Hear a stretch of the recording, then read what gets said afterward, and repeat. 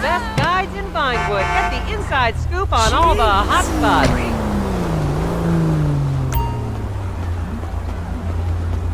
Tickets for the most shameless tour in Vinewood. Get them right here. As I am contractually obliged to say, buckle up, everyone. It's showtime.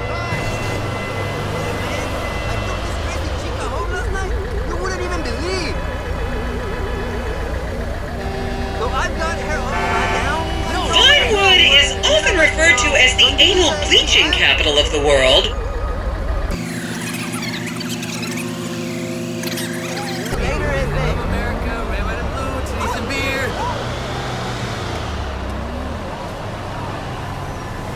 On your right, you'll see the world-famous Gentry Manor Hotel, a legendary party hangout for actors and rock stars and people trying to have sex with actors and rock stars. Built in 1921, it's been the scene of some classic Vinewood scandals over the years. One of my personal favorites was Al DiNapoli's overdose in 2002 after a chimpanzee blasted an 8-ball up his rear door with a water pistol.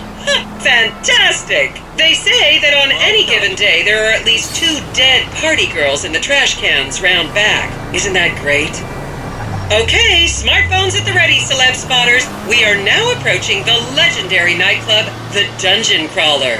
Opened in 1996, the club is famously owned by actor Bruce Spade, who has a custom-built elevated VIP table so that he looks the same height as everyone else. It remains one of Vinewood's hottest night spots for the rich and famous to do drugs and date rape impressionable fans. Play your cards right, and that could be you! The Dungeon Crawler was in the news again recently when comedian Morgan Chester allegedly ran over a doorman in his SUV for not laughing at one of his jokes.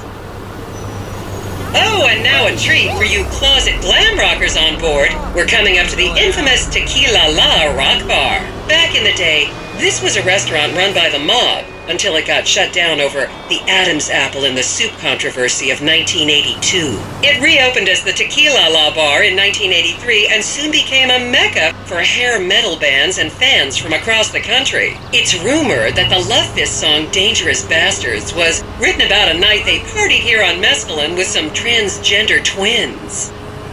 Now, this house up ahead is one of the many private residences of action movie director Mark Fostenberg. Fostenberg still maintains he was out of town when a 15-year-old Mexican girl was found dead in his pizza oven in 2007. The case was settled out of court and all charges were dropped. The girl's family now live on the next street. So this is the house of television exercise guru The Craze. You might have seen him degrading himself recently on Rehab Island.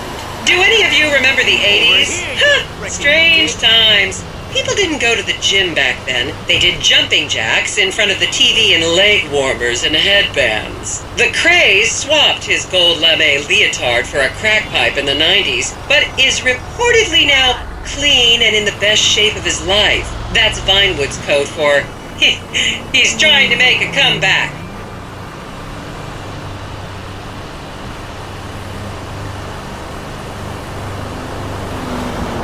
This is the home of celebrity wild child Martha Turn. Daughter of 70s comedy star Joni Term, Martha spent her teens partying on booze, her early 20s partying on coke, and her mid-20s staring at her shoes on heroin. Her tell-all autobiography about the difficulties of growing up really rich in Vinewood only sold 30 copies last year.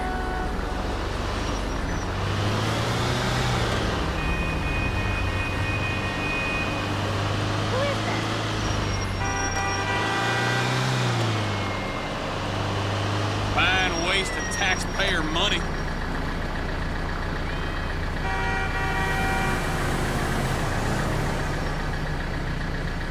I should remind you this is a no-smoking bus. Unless, of course, it's medical marijuana, then you're all right.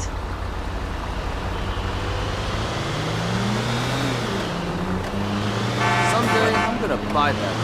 It's a tax write-off.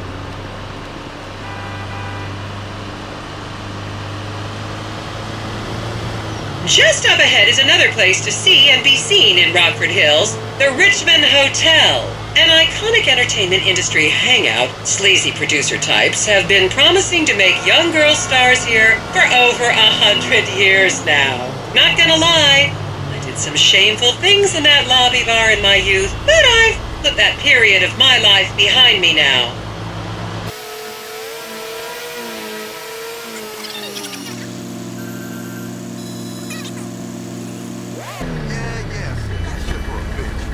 I was a member of the jury in the 1991 movie Last Will and Testament.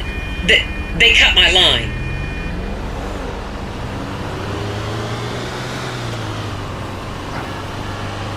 And we get free snacks. Here you can see the landmark Weazel Theater, which was opened here in Morningwood in 1930. Some of the biggest movies in history have premiered at this theater, including Blue Blood, Shoulder of Orion, and The Many Wives of Alfredo Smith. You might remember the controversial premiere of the gladiator comedy Lions and Donkeys in 1984, when star Chip Hampton walked up the red carpet with two slaves in chains.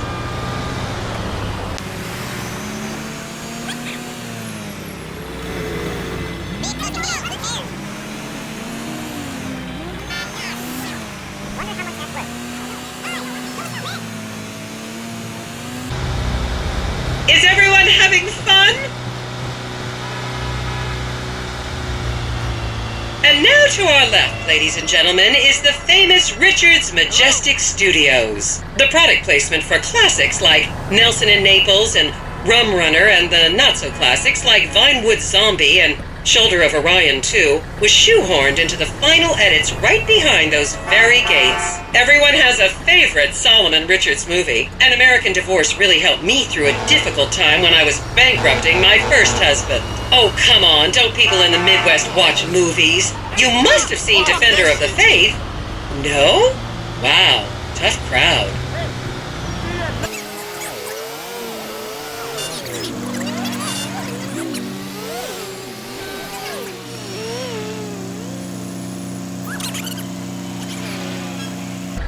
Count yourselves lucky, my prescription just got renewed this morning.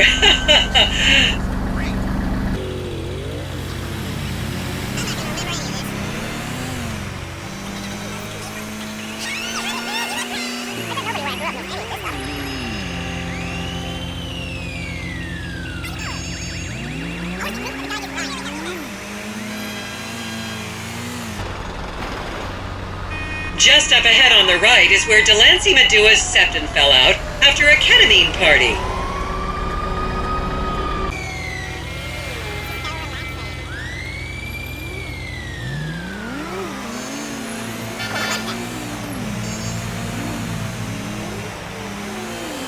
Thinking about accessorizing more. Okay, people, get those cameras out. This is Portola Drive. You won't get a better chance to spot a celebrity in its natural habitat. As you can see, the recession hasn't hit this part of town very hard. These are some of the most offensively high-end designer stores in the country. And now, some fun trivia for you.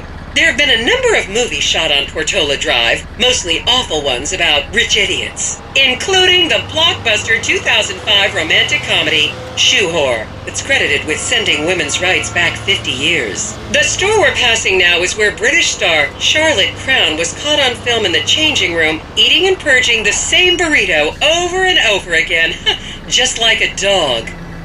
This is the Epsilon Center. Anyone with red hair, please cover it for your own safety. If you really want to meet a famous celebrity, this place is packed full of them. Take an introductory course. It changed my life.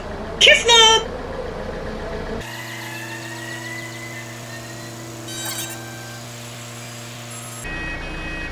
Remember, these people are rich and beautiful. That makes them better than us.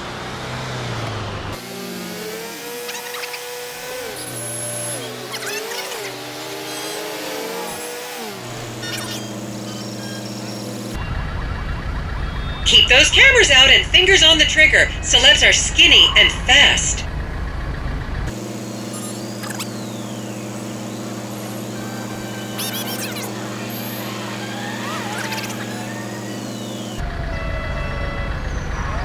To the left, you'll see a spot where a pizza boy claims that Play PG Jackson asked him to remove his shorts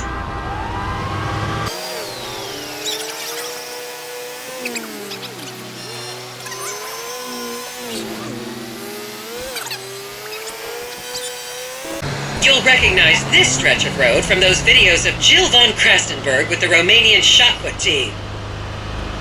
And here is City Hall. This is where the mayor's office is, if any of you care. You might recognize this building from the 20-minute final dogfight to save Earth in the movie Invasion Los Santos.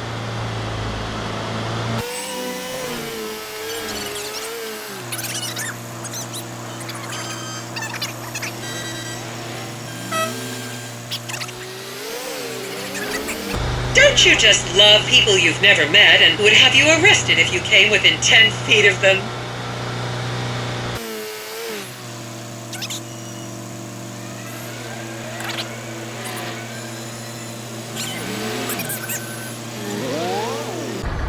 Please refrain from taking photos of ethnic minorities. They could be gang members.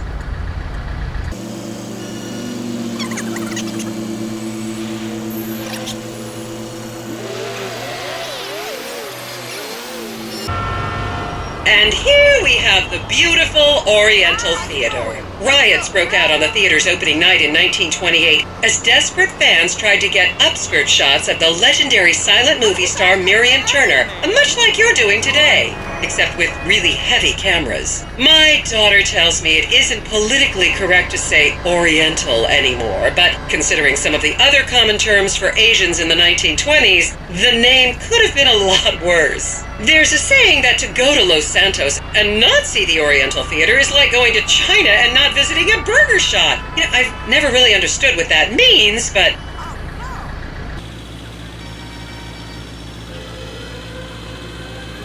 The next corner is where actor Scott Stevens famously prolapsed after a failed party trick.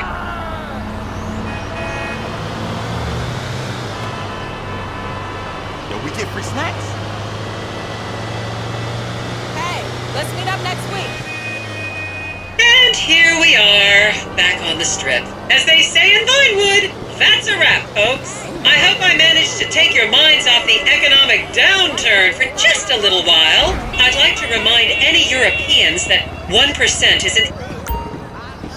What text? The one where I sent you a pic of my big titties like you asked me to.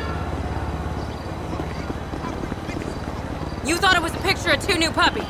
I meant puppies.